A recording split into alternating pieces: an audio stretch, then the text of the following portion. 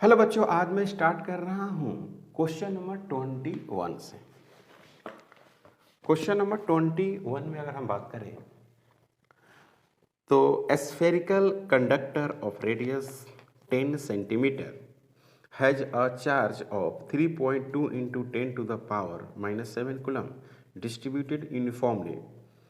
What is the magnitude of electric field at a point 15 centimeter from the center of the sphere? 1/4 pi option 0 का value आपको दिया हुआ है। इस तरह से एक स्फेयर है और इस स्फेयर पर यूनिफॉर्मली चार्ज का डिस्ट्रीब्यूशन है। इस तरह से इसकी रेडियस जो है कैपिटल आर है और आपको चाहिए इलेक्ट्रिक फील्ड कहाँ है, यहाँ पर चाहिए, इस पॉइंट पर चाहिए। ये छोटा वाला आर है तो इसी पॉइंट पर चाहिए। तो इस तरह से इमेजिन करते हैं आप गॉसियन एक सरफेस जैसा ऐसे, और इलेक्ट्रिक फील्ड ई पी पर निकालते हैं। तो कैपिटल आर जो दिया हुआ है वो दिया हुआ है 10 सेंटीमीटर, स्मॉल जो आर जो बच्चों दिया हुआ है वो 15 सेंटीमीटर। तो इसी पे निकालना है आपको, स्मॉल आर पे निकालना, आउटसाइड निकालना है। और क्यू जो दिया हुआ है वो है 3.2 into 10 to the power -7 coulomb ऐसे दिया हुआ है। तो जो ई पी होता है वो फार्मूला होगा 1/4 pi epsilon naught into Q divided बटे आर का स्क्वायर होता है। इसको लिख सकते हैं E P equal to 9 into 10 to the power 9 into q का वैल्यू है 3.2 into 10 to the power -7 और डिवाइडेड बटे, ये सेंटीमीटर में है, 15 into 15 10 to the power -4 ऐसे लिख सकते हैं। इसको 3 लिख सकते हैं, इसको 5 लिख सकते हैं और फिर इसको भी क्या लिख सकते हैं, 5 लिख सकते हैं। तो आप इसको E P equal to solve करेंगे तो आएगा 3.2 into 10 to the power 2 power into 100 into 100, ये 10 to the power 4 ऊपर चला गया तो 100 into 100 कर दिया। अब यहाँ पे जो है आपको 25 हो गया। क्या हो गया बच्चों, 25, देख रहे हैं ना, 5 into 5। अब ये हो जाएगा बच्चों आपको 4। इसको आप सोल्व करेंगे तो कितना हो जाएगा, 4 into 8 और ये हो गया 4 3 12, इतना हो गया। और 10 to the power कितना हुआ, ये 2 और ये 2 4 हो गया। तो इसको क्या करते हैं आप 1.28 भी लिख सकते हैं, इंटू 10 to the power 5 भी कर सकते हैं, और न्यूटन पर कूलम, और यही आंसर कहलाएगा। तो ऑप्शन में अगर आप देखेंगे तो 1.28 न्यूटन पर कूलम आपको पहला ही है, सबका वैल्यू 1.8, तो आंसर हो गया ए। क्लियर है। क्वेश्चन नंबर जो 22 है वो भी अच्छा क्वेश्चन है। और क्या कह रहा है क्वेश्चन, देखिएगा, a thin conducting ring of radius R is given a charge plus Q, the electric field at the centre O of the ring due to the charge on the part A K B of the ring is E. Okay, the electric field at the center due to the charge on the part A C D B है ना of the ring is. Okay, को doubt, यहाँ तक को doubt है नहीं। तो अब सवाल यहाँ पर ये है कि इस तरह से एक रिंग बना हुआ है ऐसे, और इस पे पूरा जो टोटल जो चार्ज है वो क्या है, क्यू डिस्ट्रीब्यूटेड है। ओके, और इस तरह से बटा हुआ है, इस तरह से बटा हुआ है, तो यूनिफॉर्मली बटा हुआ है। तो इस पे जो चार्ज होगा कितना होगा, Q/4, और इस रिंग पे भी चार्ज जो होगा वो कितना होगा, Q/4, और इस वाला जो रिंग है उस पे भी चार्ज Q/4, और इस वाला रिंग पे भी क्या होगा, Q/4 होगा। यूनिफॉर्मली डिस्ट्रीब्यूटेड है, तो इस तरह से आपको बट गया है। तो यहाँ पे ये एक Q/4 है, यहाँ पर नाम है A, इस तरह से है B, और फिर क्या है D, और यहाँ पर क्या है C, और ये K दे दिया हुआ है। और इस आर्क का जो AKB है ऐसे, ये जो है ना ए और बी और एक के है, तो इसके चलते फील्ड जो है ना वो इलेक्ट्रिक फील्ड ई दिया हुआ, एक क्वेश्चन में दिया हुआ। समझे बात को? नहीं समझे? मतलब कि इस आर के चलते इलेक्ट्रिक फील्ड किधर होगा? इधर होगा। तो नाउ चार्ज जो है, now charge equally distributed, charge equally distributed charge जो बच्चों है वो इक्वली डिस्ट्रीब्यूटेड है at equal distance,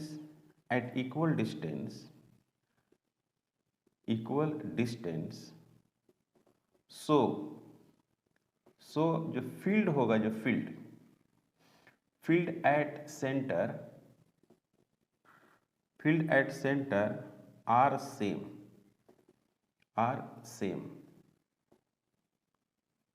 same field होगा। तो इस आर के चलते ए के बी के चलते हैं, तो इलेक्ट्रिक फील्ड जो है ए के और बी आर के लिए क्या है? ए है, ई है, और कहाँ है? टुवर्ड्स सेंटर है। ये आपको समझ में आ रहा है? टुवर्ड्स सेंटर है, टुवर्ड्स सेंटर। तो अब सवाल ये है,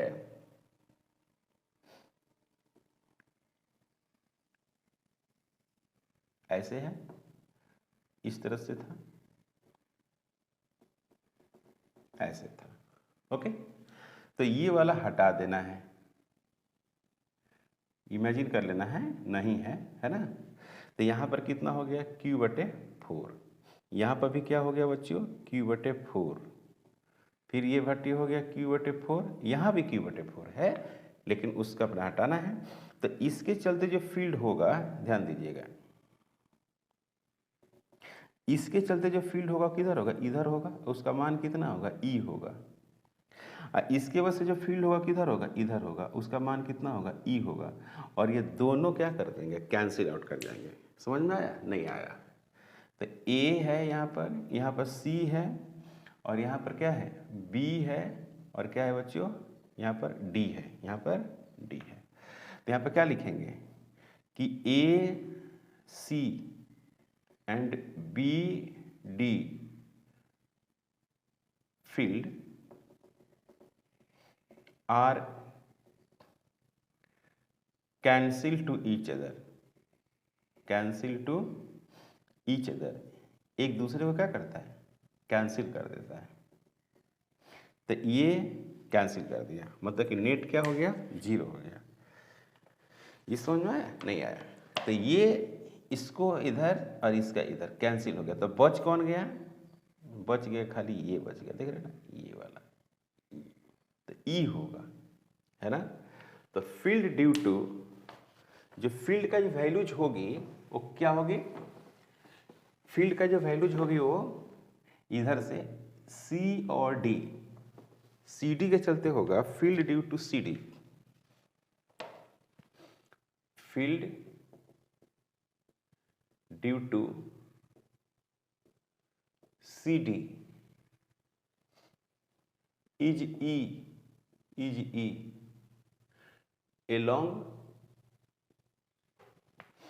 along ओ, यहां पर था ओ, यहां पर क्या था? के, along ओके, along ओके।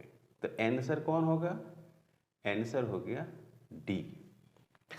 आपको ऑप्शन में है ई along ओके, डी हो गया, ओके।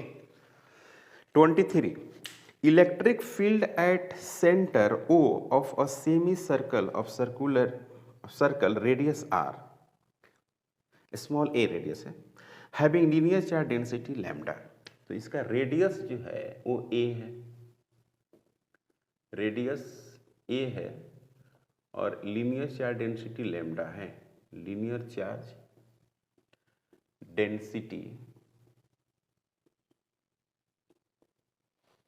लीनियर चार्ज डेंसिटी जो है वो लैम्डा है। रेडियस ए है, लीनियर चार्ज डेंसिटी लैम्डा है, सर्कुलर आर्क है। तो इस तरह से अगर मान लीजिए कि सपोज दैट ऐसे है एक circular arc, plus Q charge इस पर डिस्ट्रीब्यूटेड हो सकता है, प्लस क्यू मान लीजिए, मैंने लैम्डा है, और इसकी जो रेडियस है वो क्या है, ए है। तो इस पॉइंट पर जो इलेक्ट्रिक फील्ड होगा वो सीधे किधर होगा, इधर होगा, जो सेंटर पर ही होगा। तो E P is equal to जो होता है फार्मूला याद कर लीजिए, general formula 2k lambda divided बटे ए, और साइन थीटा डिवाइडेड बटे 2।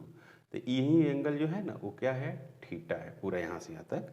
तो थीटा इज इक्वल टू कितना है, 180 डिग्री है। तो के का वैल्यू तो आप जानते ही हैं, तो यहाँ पर क्या लिखेंगे, ई पी लिखेंगे, फिर 2 लिखेंगे, फिर 1 बटे क्या लिखेंगे, 4 पाई ऑप्शन 0 इंटू लेमडा डिवाइडेड बटे ए। यहाँ पर क्या लिखेंगे, साइन 180 डिवाइडेड बटे 1/2 पाई ऑप्शन 0 लेमडा डिवाइडेड बटे ए, और साइन कितना 90 डिग्री। साइन 90 क्या होता है, साइन 90 जो होता है वो क्या होता है बच्चों, वो होता है 1, साइन 90 1 होता है। तो 1/2 पाई ऑप्शन 0, ये हो गया लेमडा, यही हो गया आंसर ए। अब इसमें देखिए कौन ऑप्शन है, तो लेमडा बटे 2 पाई ऑप्शन 0 ए, ऑप्शन है सी, सी ऑप्शन इसका करेक्ट है। क्वेश्चन नंबर 24 क्या है, क्वेश्चन नंबर 24 पहले पढ़ते हैं। What is the flux through the cube of the side A if a point charge Q at one of it is corner. देखो भाई ये जो है याद कर जाना इसको, नीट का अगर एग्जाम में अच्छा नंबर लाते ना चाहते हैं ये सब चीज़ों को याद रखना होगा। ओके, तो ये फेस है आपको, ये फेस है इसका, है ना। तो एक तो सेंटर है, जगह 1 हो गया, और एक जो है इसका ये वाला सेंटर पर है, फेस सेंटर पर है, ये 2 हो गया, चार्ज रखे हैं।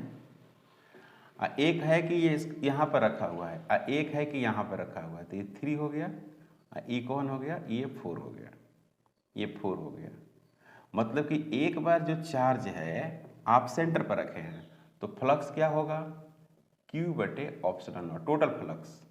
अब क्यू बटे ऑप्शन नॉट क्यों हो रहा है, क्योंकि यही तो गॉस लॉ के अनुसार है भाई रिजल्ट, गॉस लॉ के अकॉर्डिंग रिजल्ट क्या है, यही है।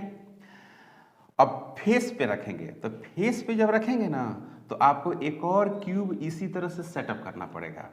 तो एक और क्यूब ऐसे ही सेटअप करेंगे तो ये जो 2 वाला पोजीशन है वो मिड पॉइंट पे आ जाएगा। किस पे आएगा बच्चों, मिड पॉइंट पर आएगा। समझ में आ रही बात, नहीं आ रही है। जैसे ये पूरा घिरा हुआ है तो सेंटर पर है, तो सेंटर पर है तो फ्लक्स का फार्मूला हो जाएगा क्यू बटे ऑप्शन 0 गॉस लॉ के अनुसार। अगर मान लीजिए कि यहाँ पर है तो एक और क्यूब इस साइड रखना पड़ेगा, तो 2 क्यूब हो गया, तो 2 सिमेट्रिकल बॉडी हो गई। तो 2 सिमेट्रिकली बॉडी हो गई, तो इसके लिए फ्लक्स जो लिखेंगे हम लोग क्यू डिवाइडेड बटे 2 ऑप्शन 0 कर देंगे। समझ में। अब 3 पर जब रखेंगे तो एक देखिए 3 पर रखेंगे तो एक इधर से भी रखना पड़ेगा, एक इधर से रखना पड़ेगा, एक उधर से भी रखना पड़ेगा। 4 रखेंगे ना तब ये बीच में आएगा। तो इसीलिए यहाँ पर याद कर लीजिएगा कि Q डिवाइडेड बटे कितना होता है 4 ऑप्शन 0। अब सेंटर पर रखेंगे तो 8 अरेंजमेंट करना पड़ेगा, एक तो यहीं रखना पड़ेगा, फिर एक यहाँ रखना पड़ेगा, फिर एक यहाँ रखना पड़ेगा, फिर एक यहाँ रखना पड़ेगा, और फिर इसी के उल्टा जस्ट इधर रखना पड़ेगा। तो 4 नीचे 4 ऊपर, तो हो गया क्या 8 हो गया। तो यहाँ पर हो गया Q डिवाइडेड बटे 8 ऑप्शन 0। तो आपको पूछा है क्या सेंटर पर, now electric flux, now electric flux at the center of the cube, at the center of cube, cube के सेंटर पर रखेंगे तो क्या होगा, तो फाई जो होगा, सॉरी सेंटर नहीं ना, कॉर्नर, कॉर्नर, कॉर्नर पर होगा, वो क्या होगा Q डिवाइडेड बटे 8 ऑप्शन 0। ये हो गया आंसर। तो अगर ऑप्शन में देखेंगे आपको तो मिलेगा बी, स्मॉल क्यू ही है, बी ऑप्शन है और यही आंसर है। को डाउट? यहाँ तक कोई प्रॉब्लम?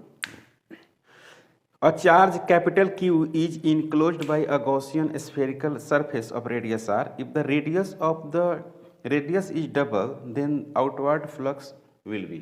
कह रहा है ना कि इस तरह से एक r रेडियस है,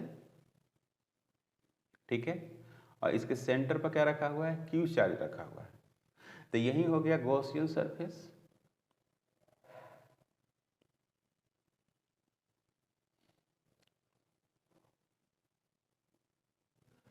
फाई ई बराबर जो होगा Q बटे ऑप्सलन 0, फाई बराबर Q बटे ऑप्सलन 0। अब क्या करते हैं कि नाउ रेडियस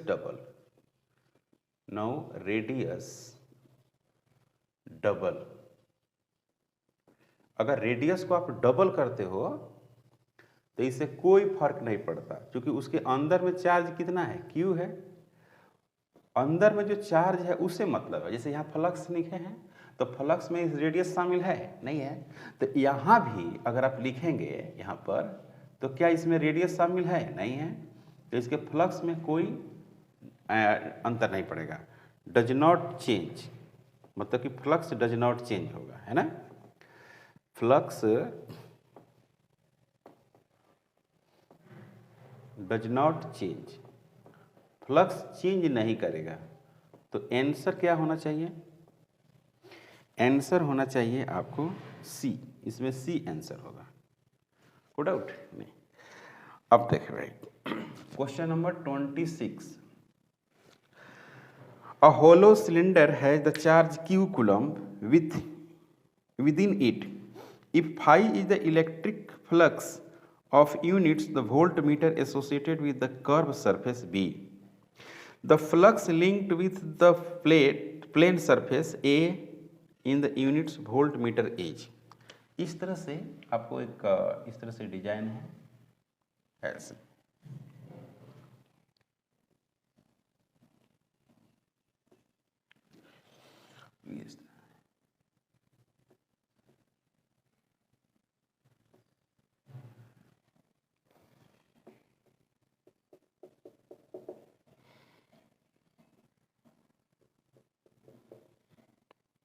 यहाँ पर क्या हो गया? बी हो गया। तो इसमें फ्लक्स निकालना है आपको, फ्लक्स निकालना है, और इसके अंदर जो चार्ज है वो क्या है? क्यू है। क्यू चार्ज इंक्लूड किया है। तो इसमें जो फाई जो नेट होगा वो क्या लिखते हैं हम लोग? फाई नेट में लिखते हैं क्यू डिवाइडेड बटे ऑप्शन 0। तो यहाँ पर फाई नेट में क्या लिखेंगे? फाई बी लिखेंगे प्लस फाई ए लिखेंगे और प्लस फाई सी लिखेंगे इज इक्वल टू क्यू बटे ऑप्शन 0। तो जितना ये जो चार्ज है फील्ड क्रिएट करेगा, तो जितना फील्ड इधर से पास करेगा उतना ही फील्ड इधर से पास करेगा, और इसकी एरिया और इसकी एरिया सेम है, तो फील्ड भी सेम है, एरिया भी सेम है, तो फ्लक्स सेम होगा। नाउ ड्यू टू सिमेट्री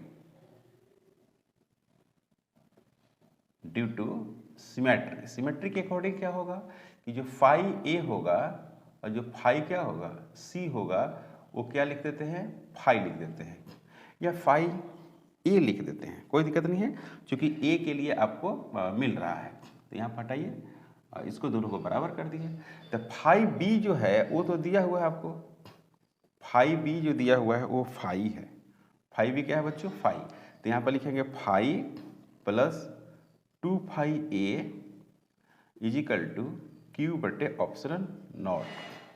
तो यहाँ पर क्या हो गया? 2 phi A is equal to Q बटे ऑप्शन 0 माइनस फाई, है ना। तो phi A is equal to जो होगा वो 1/2 इंटू क्यू डिवाइडेड बटे epsilon 0 minus phi.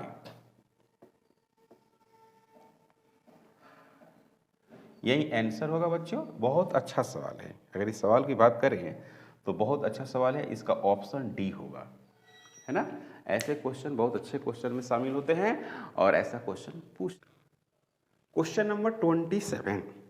A charge Q is located at the centre of the cube, the electric flux through any face, है ना। भाई किसी फेस से पूछा है ना बच्चों।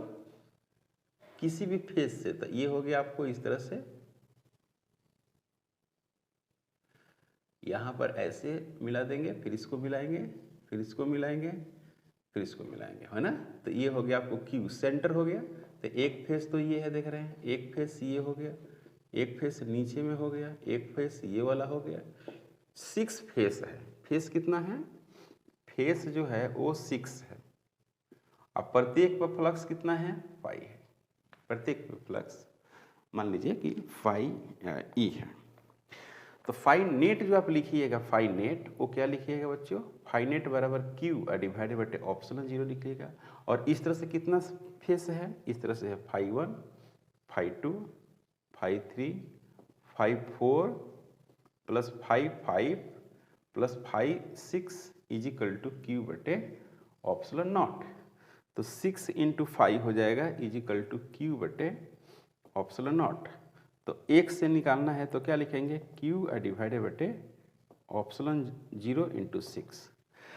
अब इसमें ऑप्शन ही कुछ अजीब टाइप के दिया हुआ है, तो हम भी क्या करते हैं, अजीब टाइप के ही बना देते हैं। तो यहाँ पर लिख देते हैं 4 पाई क्यू डिवाइडेड बटे 4 पाई ऑप्शन 0, है ना भाई,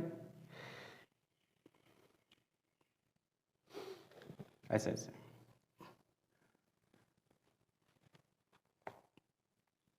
पाई क्यू, तो यहाँ पर आप लिख देंगे, आप ऐसे कर सकते हैं, यहाँ पर क्यू है ना, तो 4 पाई, हाँ ठीक है, 4 पाई ऑप्शन 0 6 कर दीजिए, और यहाँ पर भी क्या कर दीजिए, 4 पाई कर दीजिए।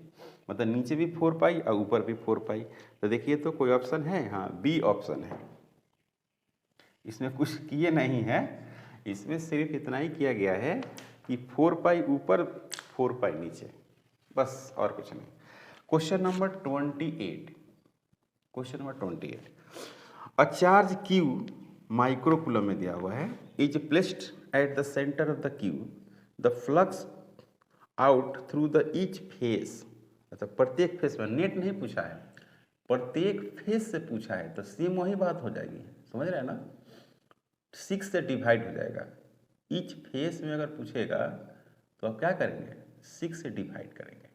तो यहाँ पर हो गया क्यू इनक्लोज्ड, क्या है, क्यू इनक्लोज्ड, और 6 फेस है, तो क्या लिखते हैं हम लोग, फाइव नेट लिखते हैं equal to Q enclosed divided बटे क्या लिखते हैं, ऑप्शन 0।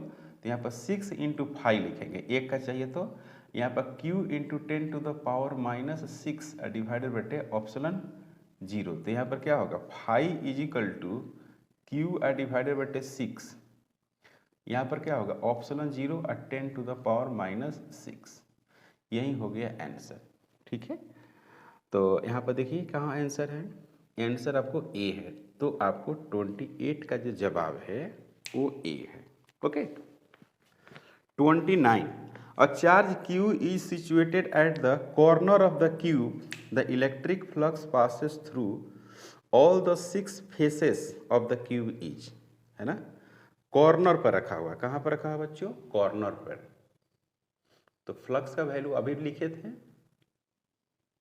कि अगर चार्ज रख दिया कॉर्नर पर तो फ्लक्स क्या होगा। यहाँ पे मान लीजिए यहाँ पर क्यू रखा गया है ना, 6 फेसेस, तो फाई जो ई होगा, फाई ई वो हो जाएगा आपको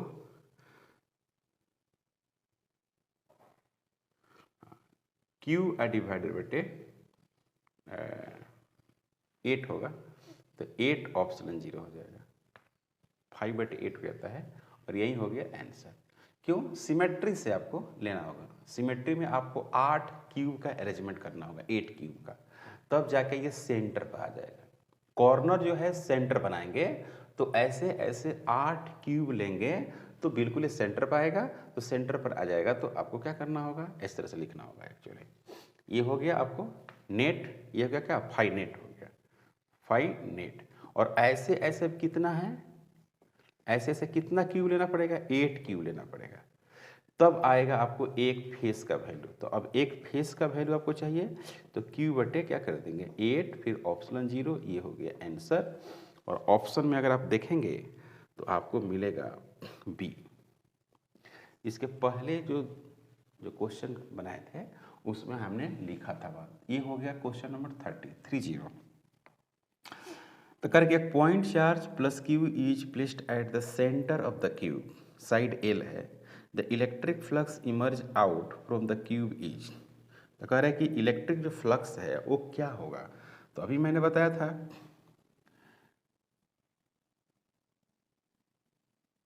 एक क्यूब है, इसकी जो साइड है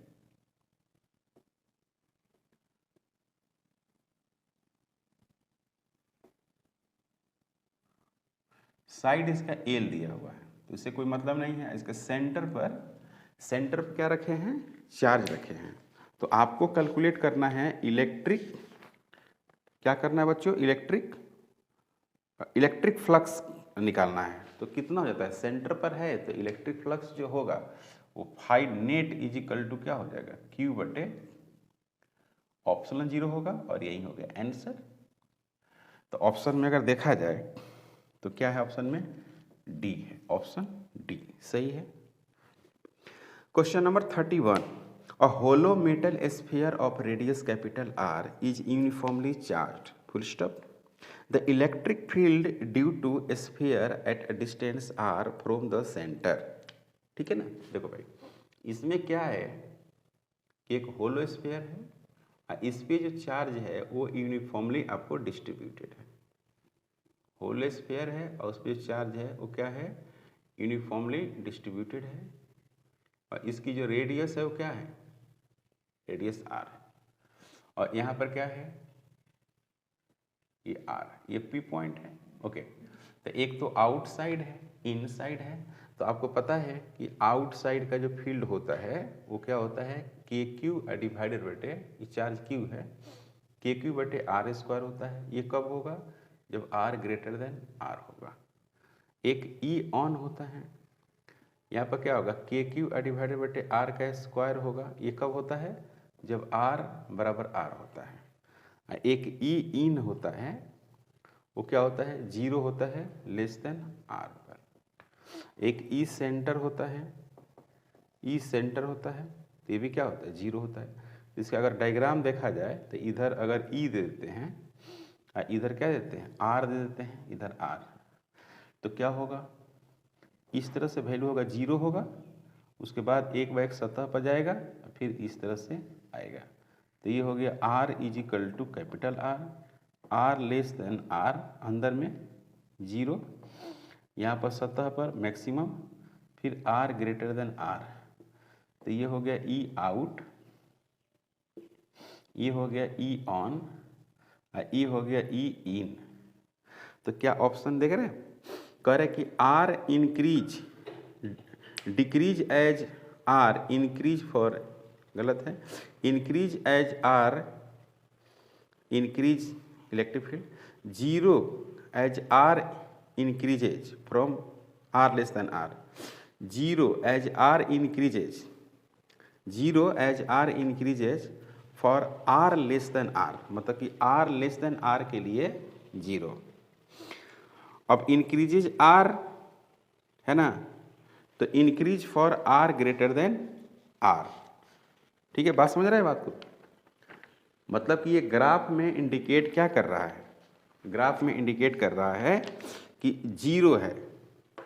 कब 0 है भाई, R increases for less than R, मतलब कि लेस देन आर का कैपिटल आर से छोटा पर ये आपको सेंटर के माने अंदर आएगा, तो ये 0 है। अब कह रहा है कि आर लेस देन आर, अब डिक्रीजेज आर इंक्रीजेज, मतलब कि आर अब बढ़ रहा है तो डिक्रीज करता है, सी आंसर है। समझ गए, कौन सा आंसर होगा भाई, सी में क्या कर रहा है कि 0 होगा, 0 होगा कौन, इलेक्ट्रिक फील्ड। सी ऑप्शन में कह रहा है कि ई होगा 0, कब होगा, आर लेस देन आर पर। क्लियर। अब उसके बाद क्या कह रहा है कि डिक्रीज करेगा, ई डिक्रीज करेगा, कब डिक्रीज करेगा बच्चों, आर ग्रेटर देन आर पर, माने आउटसाइड। सही है। तो सी आंसर हो गया, यही आंसर है इसका। 32